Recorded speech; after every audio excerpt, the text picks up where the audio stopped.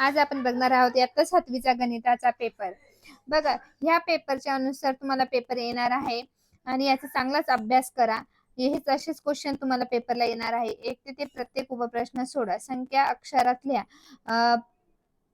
56,789. मग तशी तुम्ही लिहायची आहे. संख्या अंकात लिहा. 49,507. ही संख्या लिहा. बेरीज करा, वजाबाकी करा, गुणाकार करा, भागाकार करा. अशा प्रकारे तुम्ही व्यवस्थित सॉल्व्ह करा. एका गावातील ग्रामपंचायत निवडणुकीत 4,572 पुरुषांनी 502 स्त्रियांना मतदान केले, तर गावात एकूण किती मतदान झाले?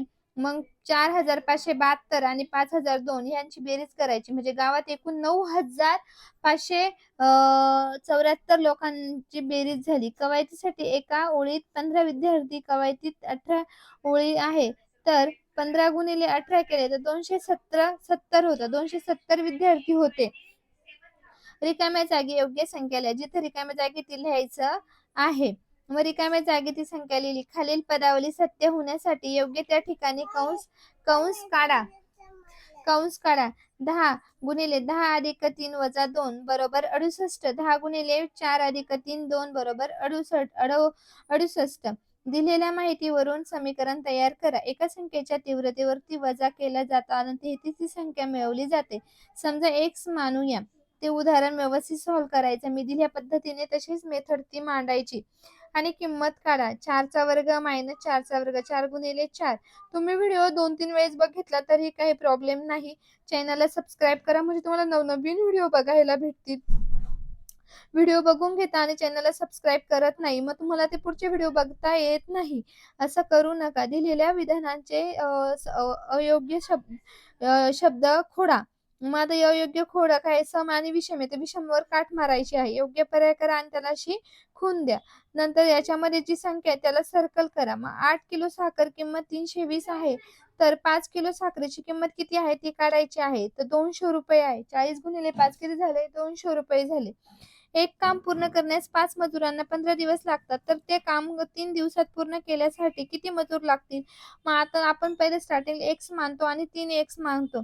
ते जे मी फॉर्म्युला दिलेला आहे त्या फॉर्म्युलानुसारच तशाच ती मेथडने तुम्ही सॉल्व्ह करायचं आहे. आता जरी मी पटपट बोलली आहे किंवा पटकन व्हिडिओ चालला आहे, तर तुम्ही तिथे स्टॉप करून ते उदाहरण स्पष्ट बघून त्याचा अभ्यास करूनच तुम्ही पेपरला जाऊ शकतात. किंवा तुम्ही 4 वेळेस तो व्हिडिओ बघून त्याचा अभ्यास करा आणि मगच पेपरला व्यवस्थित तो पेपरमध्ये तो सॉल्व्ह करा. 1,000 दशादशी 10 दराने 2 वर्षात सरळ व्याज काढा. मग आता सरळ व्याज काढायचं आहे आपल्याला. आकृतीत दिलेले असेल तर कंस किती आहे? AYB. आकृतीत परिमिती काढा. आकृतीची परिमिती काढायची आहे, तर 12 परिमिती येते. किती येते? 12 परिमिती येते. आता इथं ग दिलेला आहे, तर त्याची लांबी, रुंदी आणि उंची दिलेली आहे. त्या पायथागोरसच्या प्रमाणानुसार काढायची. प्रश्न 4था आणि 5वा याचे उपप्रश्न सोडवायचे. त्याला 2 गुण आहे. सानी, याचनी, अथर्व. याचं मी तुम्हाला दिलेलं आहे. भांडवलामध्ये किती आहे? भांडवलाचा प्रवास 5-4 आहे, तर नफ्यामध्ये दिलेला आहे. आता हे उदाहरण मोठं आहे, याचा चांगल्या प्रकारे तुम्हाला अभ्यास करावा लागेल, तेव्हाच त्याचं तुम्हाला उत्तर समजेल. मी एकदम सोप्या पद्धतीमध्ये ते सॉल्व्ह करून दिलेलं आहे.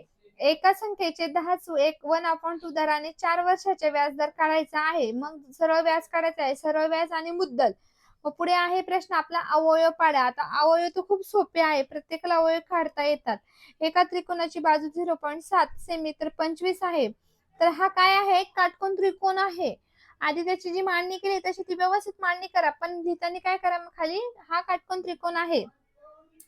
नंतर खाली ई दिलेला आहे, त्याचा प्रश्नाचं उत्तर बघून घ्या. त्याची सीडी आणि लांबी दिलेली आहे, ती व्यवस्थित बघा. विस्तार करा. 48 गुणिले 52. आता हे सोपं आहे. एकदा मायनस करायचं, एकदा प्लस करायचं. नंतर टाळ्याच्या खुणा. आपण आतापर्यंत टाळ्याच्या खुणा शिकलेलो आहेत, पण तरीही मुलं मिस्टेक करतात. असं करू नका. तुम्ही 2-3 वेळेस हे बघा आणि मग त्याची प्रॅक्टिस करा, तेव्हाच तुम्ही पेपरमध्ये ते व्यवस्थित सॉल्व्ह करा.